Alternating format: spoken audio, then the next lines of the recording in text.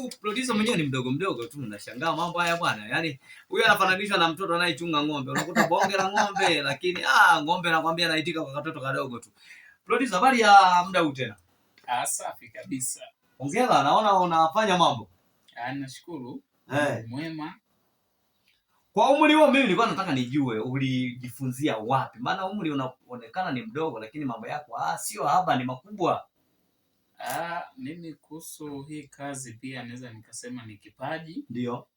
Ni kipaji ambacho nimekuwa nacho. Okay. Manake mpaka mwisho wa siku basi nilienda kujifunza kwa wanaoijua hii kazi. Okay. Nikaielewa vizuri zaidi. Okay. Mke wako ni mwimbaji? Ni mwimbaji. Kwa hiyo tuseme mazoezi yaliyo mengi umefanya sana na mke wako. Au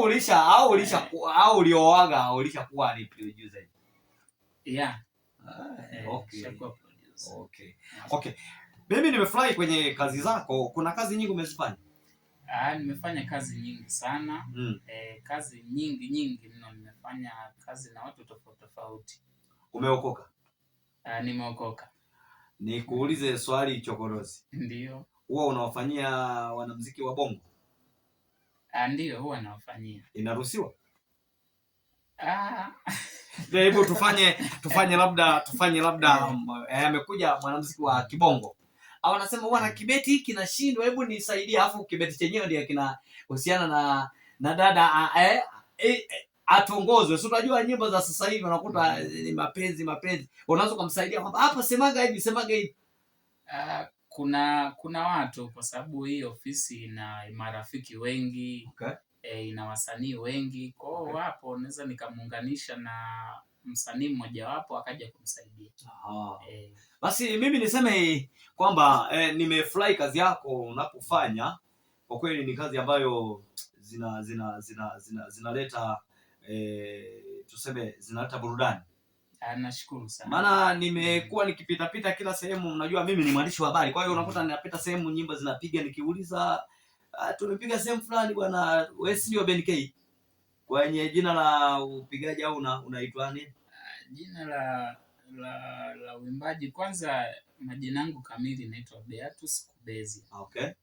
Lakini ukinikuta kwenye swala la sound engineer, okay, basi wengi wananifahamu kama Bitmada. Bitmada. Okay. Kuna msanii mkubwa ambaye uliwahi mtengenezea nyimbo? Ni kweli yupo. Okay. Wa kidunia au wa gospel? Wote. Wote. Unaweza ukamwaminisha mtazamaji pale kwamba msanii mkubwa ambao anafahamika sana ambaye ameshatangulia kwenye ni nani? Yoyote wa upande wowote. Wa upande wowote. Maana unajua kwa nini nakuuliza hivi, kuna mtu anasema kama aliwahi mtengenezea mpaka fulani basi hiyo studio inajitambua. Nani? Kuna baadhi ya wasanii ambao wamepitia pia mikononi mwangu. Okay. Kuna msanii kama Kontawa. Okay. Sasa hivi ni msanii maarufu. Okay. Amepitia pia kwenye mikono yangu mojawapo. Okay. Nimefanya naye na wasanii wengi tu wakubwa. Wengine sio nani sana kuwataja, lakini nimefanya kazi na wasanii. Bwana, hongera sana. Mimi nimefurahi, nilikuwa katika pitapita zangu. Lakini nimeona ngoja niingie hapa, kwa bahati nzuri ndio nikamkuta Pastor hapa anaendelea kurekodi. Nimefurahi sana. Labda niseme tu, unaweza ukawatajia namba yako ya simu kama kuna wengine wanaokutazama watajisikia kuja kurekodi?